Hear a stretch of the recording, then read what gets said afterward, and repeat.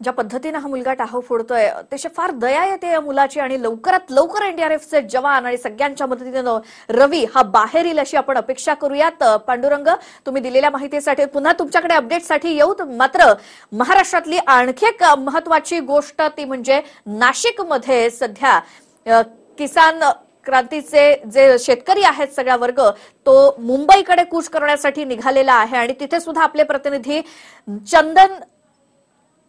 चंदन पुजारीकारी आहेतच आणि थेट जाऊया चंदनकडे। चंदन, काय आता पवित्र आहे? कारण 9 वाजता आम्ही मुंबईकडे जायला निघणार असंही हे या शेतकऱ्यांनी सांगितलंय आणि गिरीश महाजन सुद्धा प्रयत्न करतायत। काय अपडेट्स? खरं तर लॉंग मार्चच्या माध्यमातून हे सगळे राज्यभरातून आलेले शेतकरी जे आहेत ते आता मुंबईच्या दिशेने रवाना होणार आहेत आणि आपण बघू शकतो की काल ज्या पद्धतीची बैठक या ठिकाणी गिरीश महाजनांसोबत झाली त्या बैठकीमध्ये असं ठरलंय की जर सरकारनं लेखी हमी दिली, लेखी आश्वासन दिलं तर मात्र हे आंदोलन स्थगित केलं जाऊ शकतं। सध्या मात्र हे सगळे आंदोलनकर्ते आपण बघू शकतो की काल मध्यरात्रीपासूनच नाशिकमध्ये दाखल झालेले आहेत आणि नाशिकमध्ये या ठिकाणी आल्यानंतर आज सकाळपासून हे आता आंदोलनाच्या तयारीत आहेत। कुठेतरी सकाळी लवकर लॉंग मार्च करून हे सगळे आंदोलनकर्ते जे आहेत ते मुंबईच्या दिशेने रवाना होणार आहेत। अशा पद्धतीचे बॅनर, फलक, झेंडे वगैरे घेऊन हे सगळे आंदोलक तयार आहेत आणि एकूणच आदिवासी पाड्यांवरचे, आदिवासी भागांमधले हे सगळे आंदोलक जे ते या ठिकाणी सहभागी झालेत। त्याच्यामुळे आदिवासी पारंपरिक वाद्य असतील, पारंपरिक नृत्य असतील याचा मोठ्या प्रमाणात ते जे चित्र आहे ते या आंदोलनामध्ये दिसत आहे। अशा पद्धतीचे पारंपरिक वाद्य वाजवत हा संपूर्ण प्रवास जो आहे तो मुंबईपर्यंत केला जाणार आहे। आपल्याला माहिती आहे नाशिक मुंबई हे जवळपास 200 किलोमीटरचं अंतर पायी स्वरूपामध्ये हे सगळे आंदोलक पार पाडणार आहेत आणि त्यामुळे प्रत्येक दिवसाला जवळपास 15 ते 20 किलोमीटर अंतर पार करत 6 ते 7 दिवसांमध्ये नाशिकवरनं निघालेला हा मोर्चा मुंबईच्या मंत्रालयावर पोहोचणार आहे। मात्र कुठेतरी हे सगळं आंदोलन सुरू असताना, हे संपूर्ण पायी लॉंग मार्च सुरू असताना आंदोलनकर्त्यांमध्ये उत्साह कायम राहावा, त्यांचा उत्साह, त्यांचा चैतन्य जे आहे ते टिकून राहावं यासाठी अशा पद्धतीचे पारंपरिक वाद्य असतील, पारंपरिक नृत्य असतील हे मोठ्या प्रमाणात या आंदोलनामध्ये दिसून येत आहेत आणि त्याच्यामुळे कुठेतरी एक रंग भरण्याचा प्रयत्न या आंदोलनामध्ये केला जातोय। खरं तर गेल्या अनेक वर्षांपासूनच्या ज्या मागण्या आहेत, ज्या प्रलंबित मागण्या आहेत आणि ज्या मागण्यांसाठी खरं तर वर्षापूर्वी या आंदोलनकर्त्यांनी आंदोलन केलं होतं त्या मागण्या मान्य झालेल्या नाहीयेत। मुख्यमंत्र्यांनी मागच्या वर्षी आश्वासन दिलं, मात्र या आश्वासनाची पूर्तता झालेली नाहीये आणि त्याच्यामुळे आता हे आंदोलनकर्ते पुन्हा एकदा मुंबईच्या दिशेने रवाना होत आहेत। या लॉंग मार्चला पुढच्या काही वेळामध्ये सुरुवात होणार आहे। मात्र तत्पूर्वी कदाचित गिरीश महाजन या ठिकाणी येऊन आंदोलनकर्त्यांशी चर्चा करतील, शिष्टमंडळाशी चर्चा करतील आणि या चर्चेमध्ये लेखी आश्वासन देखील, लेखी हमी जी आहे ती पूर्ण करण्याचा प्रयत्न करतील आणि तसं जर झालं तर मात्र हे आंदोलन स्थगित करता येऊ शकतंय।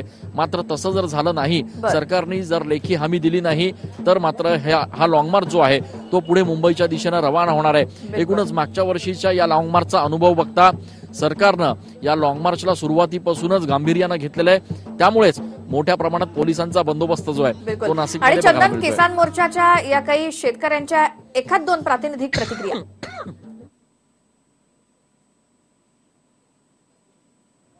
निश्चितपणानं हे शेतकरी जे आहेत ते मोठ्या प्रमाणात या ठिकाणी सहभागी झालेले आहेत। त्या आंदोलनामध्ये हे सगळे शेतकरी आलेले आहेत। नेमकी मागणी काय आहे आणि आता कशा पद्धतीने आंदोलन असणार आहे? आम्ही आता जे नेमकी जी आमची प्रमुख मागणी आहे ती जमिनीचीच आहेत।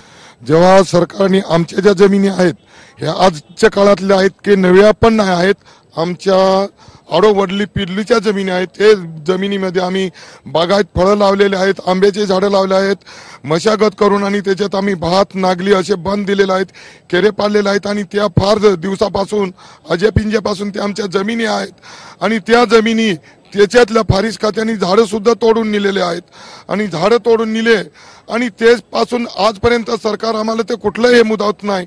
जे वेळेस केंद्रात काँग्रेसचं सरकार होतं, विलासराव देशमुखचं सरकार होतं, त्या टायमात हे पक्षाचे 63 खासदार होते आणि ते पार्लमेंटमध्ये तो कायदा करून घेतला आणि तो कायदा केल्यानंतर अजूनही तो कायदा अंमलात आला नाही। आता भाजपाचं सरकार आहे आणि भाजपाच्या सरकारलाही असे आंदोलन करून आणि आम्ही कुठल्याही सरकारचं काही असं बाकीचं मागत नाही. ह्या जमिनी आमच्या अजून त्याच्यावर आमचा सगळा निर्वाह चालू आहे. आमचे बायको पोरं आहेत, आमचे सगळे नातवडे आहेत, सगळा शेवटचा मुद्दा आमचा जगण्याचा पर्याय तोच आहे. आणि पण हे आंदोलन अगदी बरोबर. चंदन TV9 मराठीच्या माध्यमातून या सगळ्या शेतकऱ्यांच्या प्रतिक्रिया, त्यांच्या मागण्या, त्यांचं म्हणणं आपण महाराष्ट्रात समोर ठेवणार आहोतच. आणि जो काही प्रकार पुण्यामध्ये सुद्धा चालू आहे तिथे पांडुरंग रायकर सुद्धा आपले प्रतिनिधी आहेतच. या दोन्ही घटनांकडे, या दोन्ही गोष्टींकडे आपलं लक्ष असणारच आहे. पांडुरंग आणि चंदन, तुम्ही दोघेही आमच्यासोबत असेच राहा. एक छोटासा ब्रेक घेतोय. ब्रेक नंतर आपलं पुन्हा एकदा स्वागत. आणि श्वेता, आजच्या दिवसभरातली मोठी बातमी ती म्हणजे सरकारच्या दडपशाहीचा किसान सभेकडून तीव्र असा निषेध करण्यात आलेला आहे. महाराष्ट्रातली ही दुसरी महत्वाची बातमी. आणि शेतकऱ्यांच्या वेगवेगळ्या मागण्यांकरता ते नाशिक पासून मुंबईपर्यंत लॉंग मार्च काढतात आणि या लॉंग मार्चला सुरुवात देखील झाली आहे. आणि नाशिक ते मुंबई असा हा शेतकऱ्यांचा मोर्चा. 200 किलोमीटर शेतकरी पायी चालत येऊन हा लॉंग मार्च काढणार आहेत. आणि सरकार कशा प्रकारे दडपशाही करतायत तसंच त्यांच्या वेगवेगळ्या मागण्या आहेत, या मागण्या पूर्ण करण्यासाठी हा लॉंग मार्च जो आहे तो आता नाशिकहून या लॉंग मार्चला सुरुवात झालेली आहे.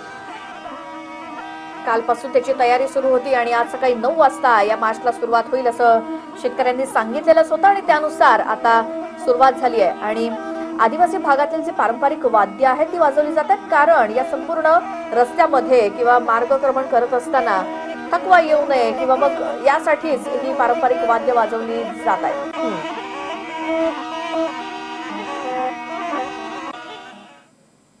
आणि याच्याविषयी अपडेट घेऊया आमचे प्रतिनिधी चंदन पुजाधिकारी यांच्याकडून. चंदन, काय सांगाल, शेतकऱ्यांचं वादळ जे आहे ते नाशिकहून मुंबईकडे येण्यासाठी आता निघालेलं आहे?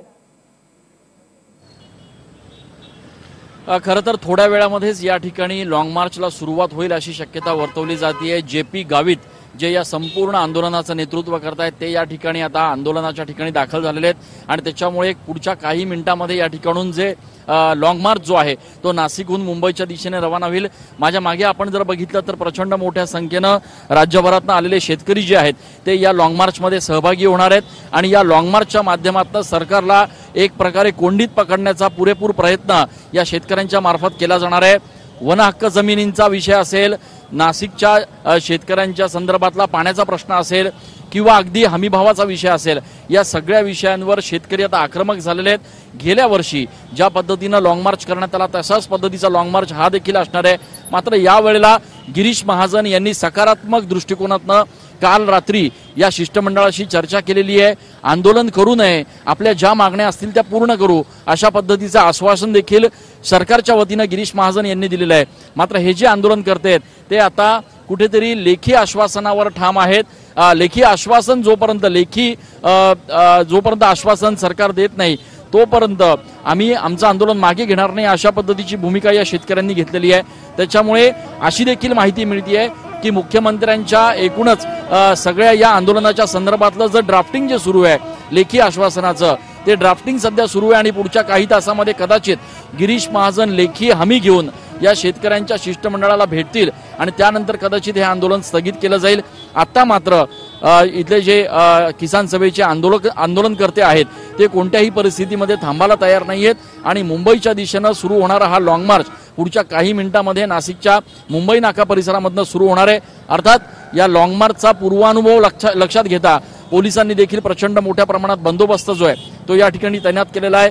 स्थानिक पोलीस असतील, RPF असेल, CRPF असतील, या सगळ्या दलांना, पोलिसांच्या दलांना या ठिकाणी एकत्रित करण्यात आलेलं आहे. आणि प्रचंड मोठ्या पोलीस बंदोबस्ताच्या माध्यमातून हा लॉंग मार्च जो आहे तो मुंबईच्या दिशेने रवाना होईल. निश्चितच चंदन, खरं तर मोठ्या संख्येने शेतकरी जे आहेत ते मुंबईकडे येण्यासाठी रवाना थोड्याच वेळात होणार आहेत. आणि गिरीश महाजन हे देखील थोड्याच वेळात भेट घेणार. पण ज्या मागण्यांसाठी खरं तर हे आंदोलन किंवा मोर्चा काढला जातोय तो मागण्या काय आहेत हे देखील सगळे अपडेट्स आम्ही तुमच्याकडून जाणून घेणार आहोतच. पण तुर्तास धन्यवाद दिलेले आहे या सविस्तर अपडेटसाठी. नमस्कार, आता काही महत्त्वाच्या बातम्यांचा आढावा घेणार आहोत. नाशिक किसान सभेच्या लॉंग मार्चला सुरुवात झालेली आहे. शेतकऱ्यांचा हा लॉंग मार्च नाशिकहून मुंबईच्या दिशेने रवाना झालेला आहे. शेतकऱ्यांच्या विविध मागण्यांसाठी लॉंग मार्च काढण्यात आलाय. हजारोंच्या संख्येनं शेतकऱ्यांचं लाल वादळ आता मुंबईच्या दिशेने रवाना झालेलं आहे. लॉंग मार्चमुळे मुंबई नाका परिसरात मात्र वाहतुकीची कोंडी निर्माण होणार आहे. शेतकऱ्यांच्या विविध मागण्यांसाठी हा लॉंग मार्च काढण्यात आलेला आहे. काल नाशकात खरं तर त्यांची जी सभा होणार होती ती निष्फळ झालेली आहे आणि त्यानंतर आता मुंबईकडे कूच करण्यात आलेला आहे आणि आता त्यामुळे नाशिक किसान सभेच्या लॉंग मार्चला सुरुवात झालेली आहे आणि नाशिकहून आता मुंबईच्या दिशेनं लॉंग मार्च आता शेतकऱ्यांचा निघालेला आहे। शेतकऱ्यांच्या विविध मागण्यांसाठी हा लॉंग मार्च काढण्यात आलाय। हजारोंच्या संख्येनं शेतकऱ्यांचं लाल वादळ आता मुंबईच्या दिशेनं रवाना झालेलं आहे आणि अर्थातच या लॉंग मार्चमुळे मुंबई नाका परिसरात वाहतुकीची ही कोंडी होणार आहे। हे दृश्य आपण पाहतोय। किसान सभेच्या लॉंग मार्चला सुरुवात, शेतकऱ्यांचं वादळ नाशिकहून मुंबईच्या दिशेनं रवाना झालंय। आपल्या विविध मागण्यांसाठी शेतकऱ्यांनी आंदोलन पुकारलेलं आहे आणि शेतकऱ्यांचा हा लॉंग मार्च आता मुंबईत धडकणार आहे। मुंबई नाका परिसरात मात्र आता वाहतूक कोंडी होण्याची दाट शक्यता आहे।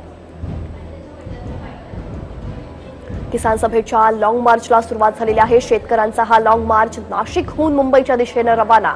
शेतकऱ्यांच्या विविध मागण्यांसाठी लॉंग मार्च काढण्यात आलाय। हजारोंच्या संख्येनं शेतकऱ्यांचं लाल वादळ मुंबईच्या दिशेनं रवाना झालंय। लॉंग मार्चमुळे मुंबई नाका परिसरात वाहतुकीची प्रचंड कोंडी देखील होण्याची शक्यता। चंदन पूजाधिकारी आपले प्रतिनिधी आपल्यासोबत थेट जोडले गेले आहेत। आपण त्यांच्याकडे जाऊयात। चंदन, काय सांगाल? आता मुंबईच्या दिशेनं रवाना झालेला आहे हा लॉंग मार्च, काय सांगाल? प्रचंड मोठ्या संख्येनं शेतकरी आंदोलनकर्ते हे या आंदोलनात सहभागी झाले आहेत। आपण बघू शकतो हे दृश्य निश्चितपणे सरकारचा हृदयाचा ठोका चुकवणारं, सरकारच्या मनामध्ये धास्ती निर्माण करणारं असं हे दृश्य जे ते सध्या नाशिकमध्ये आपल्याला बघायला मिळतंय। हजारोच्या संख्येनं हे जे शेतकरी आहेत, आंदोलन करते आहेत, ते आपल्या विविध मागण्यांसाठी आता मुंबईच्या दिशेनं रवाना झालेले आहेत। खरं तर सरकारच्या वतीनं गिरीश महाजन यांनी काल मध्यरात्रीपर्यंत तोडगा काढण्याचा प्रयत्न केला, चर्चा देखील केली, मात्र शिष्टमंडळाने अशी मागणी केली आहे की जोपर्यंत थेट मुख्यमंत्र्यांकडनं लेखी हमी, लेखी आश्वासन मिळत नाही तोपर्यंत हे आंदोलन स्थगित केलं जाणार नाहीये। मुंबईचा जवळपास 200 किलोमीटरचा पल्ला जवळपास 6 दिवस पायी चालत हे आंदोलनकर्ते गाठणार आहेत। जागोजागी या आंदोलनकर्त्यांचे ग्रामीण भागातले शेतकरी, आदिवासी बांधव हे त्यांना येऊन एकत्र होणार आहेत आणि त्यामुळे हजारोच्या संख्येनं असलेले हे सगळे आंदोलनकर्ते जे आहेत ते आता मुंबईच्या दिशेनं रवाना होताना आपण बघू शकतो। अर्थात दुसरीकडे सरकारला देखील या आंदोलनाचं गांभीर्य पूर्णपणे माहिती आहे।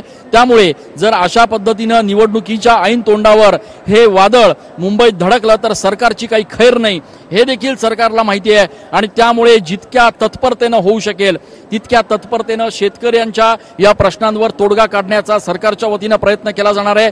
याचाच एक भाग म्हणून गिरीश महाजन कालपासून नाशिकमध्ये तळ ठोकून आहेत। सातत्यानं मुख्यमंत्र्यांशी ते चर्चा करतायत आणि तात्काळ लेखी हमी या आंदोलनकर्त्यांना देऊन हे वादळ जे मुंबईच्या दिशेनं रवाना झालेलं आहे ते वादळ नाशिकच्या आतमध्येच थांबवावं अशा पद्धतीच्या हालचाली सध्या सुरू आहेत। मात्र आपण दृश्यांमध्ये बघू शकतो प्रचंड अशा पद्धतीचं हे सगळं वादळ, हे आंदोलनकर्ते जे आहेत ते या ठिकाणी मुंबईच्या दिशेनं रवाना होत आहेत आणि एकूणच या सगळ्या आंदोलनामुळे आता सरकार समोर ऐन निवडणुकीच्या तोंडावर एक मोठा पेच प्रसंग उभा राहण्याची शक्यता आहे। चंदन, मात्र काल गिरीश महाजनांची शिष्टाई फोल ठरलेली आहे, त्यामुळे पुन्हा ते तसा काही प्रयत्न करण्याची शक्यता आहे का मुंबईच्या दिशेने रवाना झालेला या मोर्चा संदर्भात? पुन्हा एकदा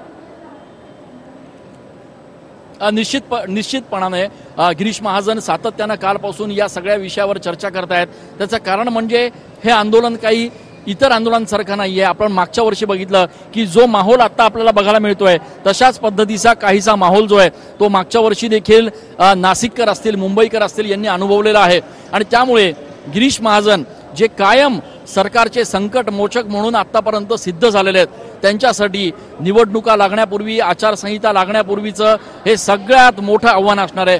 गिरीश महाजनांनी मुख्यमंत्री देवेंद्र फडणवीस आणि सरकारला कायमच अडचणीतनं आतापर्यंत बाहेर काढलंय। अण्णा हजारेंचं आंदोलन असू द्यात, मराठा मोर्चाचं आंदोलन असू द्यात किंवा इतर राज्यातले कुठलेही आंदोलनं हे गिरीश महाजनांनी अत्यंत तत्परतेनं आणि सामंजस्याने आतापर्यंत सोडवलेले आहेत। मात्र ऐन निवडणुकीच्या तोंडावर आचारसंहिता घोषित होण्याच्या अवघ्या काही दिवसांपूर्वी नाशिकमधनं हे जे शेतकऱ्यांचं भव्य दिव्य असं वादळ जे निघालेलं आहे ते शमवण्याचं एक सगळ्यात मोठं आव्हान गिरीश महाजन यांच्या समोर असणार आहे। अर्थात मुख्यमंत्री देखील तितक्याच गांभीर्यानं या सगळ्या प्रश्नाकडे बघतायत आणि त्यामुळे आता सूत्रांकडनं अशी देखील माहिती मिळतीये की कदाचित मुख्यमंत्री थोड्या वेळानंतर लेखी हमीचं लेखी आश्वासनाचं जे पत्र आहे ते गिरीश महाजनांकडे सुपूर्द करतील आणि गिरीश महाजन प्रशासनाच्या अधिकाऱ्यांसह या शिष्टमंडळाला हे लेखी हमीचं पत्र जे आहे ते हातात देतील, जेणेकरून हे आंदोलन जे आहे ते स्थगित होईल आणि सरकार समोरचं एक मोठं जे संकट आलेलं आहे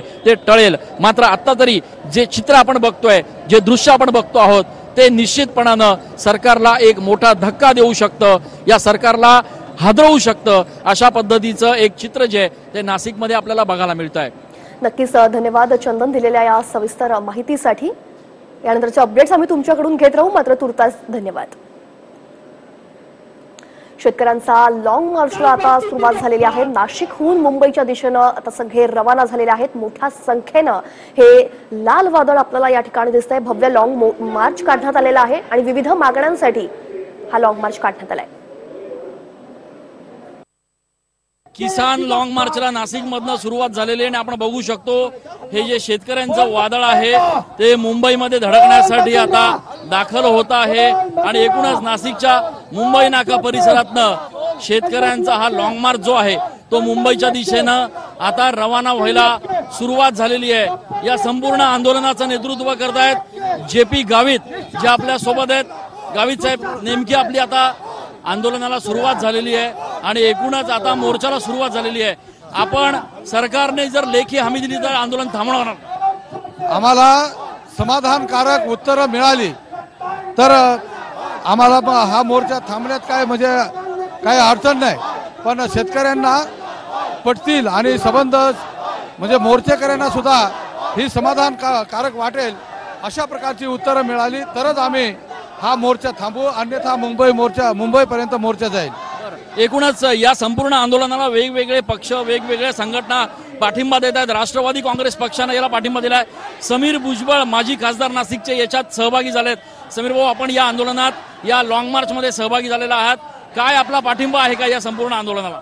हो, निश्चितच. कालच मी इकडे आलो होतो आणि त्यांची जेव्हा काल सभा झाली इकडे, त्या सभेमध्ये मी आदरणीय भुजबळ साहेब आणि पवार साहेबांचा जो निरोप होता की आम्ही राष्ट्रवादी काँग्रेस पक्ष सुद्धा या लॉंग मार्चच्या समर्थनार्थ गावित साहेबांच्या बरोबरीने शेतकऱ्यांच्या ज्या काही मागण्या आहेत त्या मागण्या राष्ट्रवादी काँग्रेस पक्षाच्या वतीने सुद्धा पहिल्या केल्या होत्या आणि त्याच मागण्या या लॉंग मार्चच्या निमित्ताने किसान सभेने सुद्धा केलेल्या आहेत.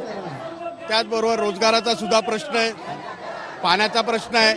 या सर्व प्रश्न जे आहे राष्ट्रवादी काँग्रेस पक्ष, काँग्रेस आणि कम्युनिस्ट सर्वजण जे एकत्रित्या लढा देत आहे आणि त्याच्यामुळे खऱ्या अर्थाने आजही आम्ही त्यांच्या समर्थनार्थ त्यांच्या बरोबर आलेलो आहोत. राष्ट्रवादी काँग्रेस पक्षाने या संपूर्ण मोर्चाला पाठिंबा जाहीर केलेला आहे. आपण बघू शकतो की शेतकऱ्यांचं हे जे वादळ आहे ते मुंबईच्या दिशेनं आता रवाना व्हायला सुरुवात झालेली आहे. शेतकरी किसान मोर्चाचे जे नेते आहेत ते नेते आता या ठिकाणी सहभागी झालेले आहेत या मोर्चामध्ये आणि अत्यंत भव्य आणि प्रचंड असं हे शेतकऱ्यांचं वादळ जे आहे ते मुंबईच्या दिशेनं आता रवाना झालेलं आहे. सरकारकडनं जोपर्यंत लेखी हमी, लेखी आश्वासन मिळत नाही तोपर्यंत हे आंदोलन स्थगित करणार नाही अशी भूमिका या सगळ्या शेतकऱ्यांनी, आंदोलनकर्त्यांनी घेतली आहे. त्यामुळे आता येणाऱ्या काळामध्ये हे आंदोलन नेमकं कसं जाणार हे बघणं देखील महत्वाचं ठरणार आहे. कॅमेरा पर्सन आकाश शेवले सह मी चंदन पूजा, अधिकारी TV9 मराठी. आणि या सगळ्या प्रकरणावर शेतकरी महिलांनी काय प्रतिक्रिया दिलेल्या आहेत आपण ते देखील जाणून घेऊयात. आम्ही जंगलातून आलोय, आम्हाला लाईटची सोय नाही, राशनची सोय नाही, पाण्याची सोय नाही, लाईटची सोय नाही. आमची पलाटा आहे ती नावी झाली पाहिजेत, आम्हाला राहण्याची, गाडीची सोय नाही. अशी म्हणजे बऱ्याचशा मागण्या, आमची काहीच सोयीता काहीच नाही आहे. रस्त्याची सोय नाही, आम्हाला पाण्याची सोय नाही, काय पलाट आमचे नावी नाही होत. जे अतिक्रम पलाट आहे ते आमचे नावावर झाले पाहिजे. आम्ही 25-30 वर्षापासून कसत आहे, तरी या फारीसवाल्यांच्या आमच्याशी खूप लढा झाली. आम्हाला खूप हाणमार केलं लेडीज बाईंना, तर त्यामुळं आम्हाला हक्क आम्हाला मिळाला पाहिजे. त्यासाठी आम्ही आंदोलनाला उभे राहिले. आम्ही पोटाच्या खंजीसाठी आलो, आम्ही लेकरं बाळ सोडून आलो. भाऊ, आमचं कर्तव्य तुमचं कर्तव्य सरकारनं करायला पाहिजे, आमचा शब्द मानायला पाहिजे असं आमचं म्हणणं आहे. जमीन नावावर झाली पाहिजे. घरदार सोडून पायी येले बा, आम्ही पोरं सोडून आम्ही एडावर येले बा, झालं पाहिजे आमचं नावावर.